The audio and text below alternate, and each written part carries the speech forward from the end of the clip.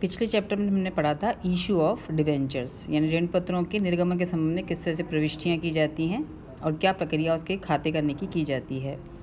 अब हम देखेंगे रिडेम्पशन ऑफ डिबेंचर्स, ऋण पत्रों का शोधन। जब कंपनी ऋण पत्रधारियों से अपने ऋण पत्र में डिबेंचर्स वापस ले लेती है, यानी जो उसने इशू किए थे वो यदि उसको वापस ले लेती है और कैश लौटा देती है, तो इसे ऋण पत्रों का शोधन यानी रिडेम्पशन ऑफ डिबेंचर्स कहते हैं। यानी जब भी डिबेंचर्स के अमाउंट का पेमेंट डिबेंचर होल्डर को कर दिया जाता है तो ये हमारा रिडेम्पशन ऑफ डिबेंचर कहलाता है। रिडेम्पशन किस तरह से किया जाएगा, इसकी शर्तों का जो भी इसकी कंडीशंस होती हैं उसको पहले से ही हम डिसाइड कर लेते हैं जब हमने उसको इशू किया हुआ होता है। यानी इशू के करते समय ही वो सब शर्तें तय हो जाती हैं कि इनका शोधन किस तरह से किया जाएगा, क्या प्रक्रिया अपनाई जाएगी और कहाँ से इनका शोधन किया जाएगा। तो सामान्यतः शोधन की जो विधियाँ होती हैं, अपनी जो रीतियाँ होती हैं आपकी, वो है हमारी किस किस तरीके से हम शोधन कर सकते हैं। उसमें सबसे पहली है एक मुश्त भुगतान द्वारा, बाय पेमेंट इन लम सम।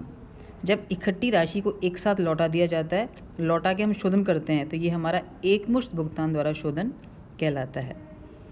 ये शोधन हमारा दो प्रकार से हो सकता है। फर्स्ट, आउट ऑफ कैपिटल यानी पूंजी में से शोधन, या फिर नए अंश या ऋण पत्रों के निर्गमन द्वारा शोधन। दूसरा ही हो सकता है आउट ऑफ एक्यूमुलेटेड प्रॉफिट्स यानी संचित लाभों में से शोधन। यानी ये जो इकट्ठा हम पेमेंट कर रहे हैं ये हमारा पूंजी में से भी हो सकता है और ये हमारा इकट्ठे किए हुए लाभों में से भी हो सकता है। दूसरा जो तरीका है शोधन का वो है हमारा बाय एनुअल ड्राइंग्स और ड्रॉ लॉट्स, वार्षिक आहरण अथवा किश्तों द्वारा। इसमें जो शोधन है, जो भुगतान है, वो इकट्ठा एक मुश्त ना करके कुछ किश्तों में, 2 किश्तें, 3 किश्तें, 5 किश्तें, जैसी भी सुविधा है कंपनी को, उस तरह से वो एक एट रैंडम लॉट निकाल के किश्तों के रूप में भुगतान करती है। तो ये तरीका भी हमारे शोधन का हो सकता है। तीसरा जो तरीका है वो है हमारा खुले बाजार में क्रय द्वारा शोधन, by purchase in open market. इसमें कंपनी डिबेंचर होल्डर को डायरेक्ट पैसा ना लौटा के मार्केट से कस्टमर की तरह उन डिबेंचर्स को खरीद लेती है और बाद में उनको कैंसिल कर देती है और इस तरह से उनके डिबेंचर्स का शोधन हो जाता है। यदि मार्केट में हमें डिबेंचर सस्ता मिल रहा हो, यानी रेट उसकी कम हो, तीसरी विधि ज़्यादा सही होती है उसके शोधन करने के लिए। और चौथा जो तरीका है शोधन का है वो है bye conversion in shares and debentures, यानी एग्जिस्टिंग डिबेंचर्स को हम नए शेयर्स में या नए डिबेंचर्स में कन्वर्ट करके भी उनका शोधन हम कर सकते हैं। इसलिए हमारे वर्तमान डिबेंचर्स ख़त्म हो जाएंगे और नए शेयर्स या नए डिबेंचर्स हमारे रेज हो जाएंगे। तो ये 4 तरीके हैं शोधन करने के। जब हम एक मुश्त इकट्ठा पेमेंट करके कर रहे हों, हम उसको किश्तों में कर रहे हों, हमने बाज़ार से ख़रीद के फिर कैंसिल किया हो, या हमने उनको नए शेयर्स डिबेंचर्स में कन्वर्ट कर दिया हो। शोधन के लिए जो सोर्सेज हैं हमारे, मतलब किन किन सोर्स से हम शोधन कर सकते हैं, उन सोर्सेज में पहला जो सोर्स है वो है हमारा पूंजी में से नए अंशों या ऋण पत्रों के निर्गमन से प्राप्त राशि में से। मतलब जो पूंजी हमारे पास है उसमें नए शेयर्स या डिबेंचर्स को इशू करके जो पैसा हमारे हाथ में आता है उससे हम शोधन कर रहे हों। दूसरा, जो हमने लाभ इकट्ठे कर रखे हों उन सोर्स में से शोधन कर सकते हैं या फिर हम उसको कन्वर्ट कर सकते हैं। इसको हम एक चार्ट के फॉर्म में देखें तो देखिए यहाँ पर ऋण पत्र के शोधन को पूरे एक चार्ट के फॉर्म में दिखाया हुआ है कि शोधन 4 तरह से हो सकता है। एक मुश्त भुगतान, वार्षिक, किश्तों द्वारा, खुले बाजार द्वारा और अंशों ऋण पत्रों के कन्वर्जन द्वारा। एक मुश्त भुगतान की 2 तरीके हो सकते हैं, अंश या नए ऋण पत्रों की इशू करके या फिर संचित लाभों में से। 2 तरह से हम इकट्ठे दे सकते हैं पैसा, या तो हम नए शेयर्स डिबेंचर इशू करके जो पैसा हमारे पास आता है उससे हम शोधन कर दें, या फिर हम संचित लाभों में से उसका शोधन कर दें। यदि संचित लाभों में से शोधन करने का तय किया है तो इसके भी 2 तरीके हो सकते हैं। एक, हम लाभों में से कुछ राशि को रोक कर शोधन कोष बनाकर, यानी हमने एक रिडम्पशन फंड क्रिएट किया है लाभों में से और पैसा इकट्ठा करके हमने शोधन कर दिया है। या फिर हम डिबेंचर रिडम्पशन कोष से एक पॉलिसी भी ले सकते हैं और पॉलिसी के द्वारा भी हम इसका शोधन कर सकते हैं। वार्षिक किश्तों में वही तरीका है अपना कि हम 2 किश्त, 5 किश्त, 10 किश्त, जितनी भी सुविधा हो कंपनी को किश्तों में पैसा वो लौटा सकती है। खुले बाजार में जब कोई कंपनी क्रय करती है शोधन के लिए, तो क्रय करते समय उसके उद्देश्य 2 हो सकते हैं। पहला, खरीदते ही रद्द करने के लिए भी हो सकता है, या सिंपल विनियोग के रूप में भी वो क्रय कर सकती है। तो यदि फर्स्ट उद्देश्य से उसने क्रय किया है तो डिबेंचर्स को खरीदते ही उनको रद्द कर देगी, तो डिबेंचर्स हमारे समाप्त हो जाएंगे, उनका शोधन हो जाएगा।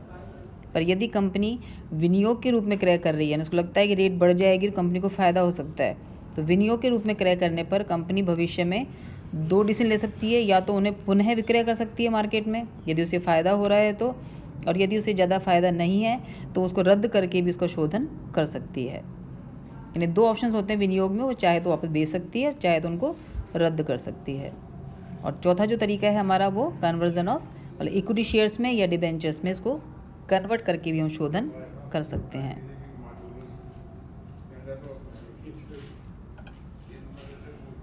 इससे पहली विधि है हमारी रिडेम्पशन आउट ऑफ कैपिटल, पूंजी में से शोधन। जब रिडेम्पशन शोधन संचय खाते में आधिक्य की राशि से उचित मात्रा में लाभों का हस्तांतरण नहीं किया गया, यानी कंपनी के पास उचित संचित लाभ नहीं है, प्रॉपर प्रॉफिट उसके पास नहीं है शोधन के लायक, तो उस स्थिति में कंपनी पूंजी में से शोधन कर सकती है। इस विधि के अंतर्गत कंपनी के पास जब भी नकद राशि उपलब्ध होती है, या तो कितना कैश अवेलेबल है, या फिर वो नए डिबेंचर्स और शेयर्स इशू करके भी कैश अरेंज कर लेती है और उसमें से शोधन करती है, तो वो हमारा पूंजी में से शोधन कहलाता है। लेकिन यहाँ ये ध्यान रखना है कि जो भी नए शेयर्स और डिबेंचर्स हमने इशू किए हैं, उसके सिर्फ शेयर कैपिटल जो पैसा हमें मिल रहा है वही हम शोधन के काम में ले सकते हैं। सिक्योरिटीज़ प्रीमियम को हम शोधन के रूप में काम में नहीं ले सकते। यदि शोधन पर हम प्रीमियम का भुगतान कर रहे हैं तो भी सिक्योरिटीज़ प्रीमियम में से उस शोधन की व्यवस्था, उस प्रीमियम की व्यवस्था नहीं करनी है। यानी सिक्योरिटीज़ प्रीमियम में से ना तो शोधन हो सकता है, ना ही शोधन पे प्रीमियम की व्यवस्था हो सकती है। जब हम पूंजी में से शोधन करते हैं तो हमारी एंट्री इस प्रकार बनेगी। पहली, रिडेम्पशन एट पार, यदि हमारा सम मूल्य पे शोधन है तो हमारी सिंपल एंट्री बन जाएगी debenture account debit to bank. इसकी जगह हम चाहें तो 2 एंट्री बन सकती है। फर्स्ट, इसको ड्यू करने की, debenture account debit to debenture holder, and then payment करने की, debenture holder account debit to bank account. Second, premium पर शोधन, रिडेम्पशन एट प्रीमियम। यदि प्रीमियम पे शोधन करना है तो फिर हमारी एंट्री बनेगी debenture account debit, premium on redemption of debenture account debit to bank. अब यहाँ पे इस प्रीमियम की व्यवस्था करते समय हम किसी भी प्रकार के आयगत संचय को या पूंजीगत संचय को काम में ले सकते हैं, लेकिन सिक्योरिटीज़ प्रीमियम को इस प्रीमियम की व्यवस्था के काम में नहीं लिया जा सकता। तो हमारे इस प्रीमियम की व्यवस्था करने की एंट्री बन जाएगी statement of profit and loss account debit to premium on redemption of debenture account. और यदि शोधन बट्टे पर किया गया है तो हमारी एंट्री हो जाएगी debenture account debit to bank to profit on redemption of debenture. यदि हमने डिस्काउंट पर रिडेम्पशन किया था, हमें फ़ायदा हो रहा है, तो इस फ़ायदा हमारे प्रकार से कैपिटल प्रॉफिट है, जो अब कहलाएगा हमारा profit on redemption of debenture. चूँकि कैपिटल नेचर का प्रॉफिट है तो इसे हम ट्रांसफ़र कर देंगे कैपिटल रिजर्व में। तो हमारी सेकेंड एंट्री बन जाएगी profit on redemption of debenture account debit to capital reserve account. तो कुछ बातें हमको ध्यान रखनी है। फर्स्ट, कंपनी अधिनियम 2013 के जो सेक्शन है उसमें कहा गया है कि जब भी आप इनका शोधन करेंगे तो शोधन पे जो प्रीमियम है उसकी व्यवस्था हम सिक्योरिटीज़ प्रीमियम में से नहीं कर सकते, जो मैंने आपको अभी बताई थी। सेकंड, यदि आपने शोधन आउट ऑफ कैपिटल किया जा रहा है तो हमें ध्यान रखना है कि ऋण पत्रों के अंकित मूल्य यानी फेस मूल्य का कम से कम 10% का शोधन हमें संचित लाभों में से करना है। हम सिर्फ 90% ही नए शेयर्स की पूंजी को काम में ले सकते हैं, यानी पूरा 100% शोधन नई पूंजी में से नहीं हो सकता। हमको जितना भी शोधन करना है उसका 10% हमको कम से कम लाभों में से करना है। शेष राशि हम नई पूंजी में से जो पैसा प्राप्त होगा उसमें से शोधन कर सकते हैं। तीसरा, ऋण पत्रों के जिस भाग का शोधन पूंजी में से किया गया है उस भाग के लिए हमें से लाभ में से कोई भी व्यवस्था करने की आवश्यकता नहीं है, यानी कोई भी पैसा उसके लिए हमको डिबेंचर रिडेम्पशन रिजर्व में ट्रांसफ़र नहीं करना है। लेखा मानक 16 के अनुसार ऋण पत्रों के निर्गमन पे बट्टा, मतलब यदि आपने इशू पे कोई डिस्काउंट दिया है या loss on issue of debenture यदि आपने शुरू में ही क्रिएट कर लिया है तो उसे हमें प्रथम वर्ष में ही अपलिखित कर देना है, जिस वर्ष में उसको वाकई में बट्टा दिया गया था या लॉस की हमने व्यवस्था करी थी। तो ये सब बातें ध्यान रखते हुए हमको out of capital, redemption out of capital की एंट्रीज़ करनी है और इस तरीके से हमें इसका समायोजन करना है।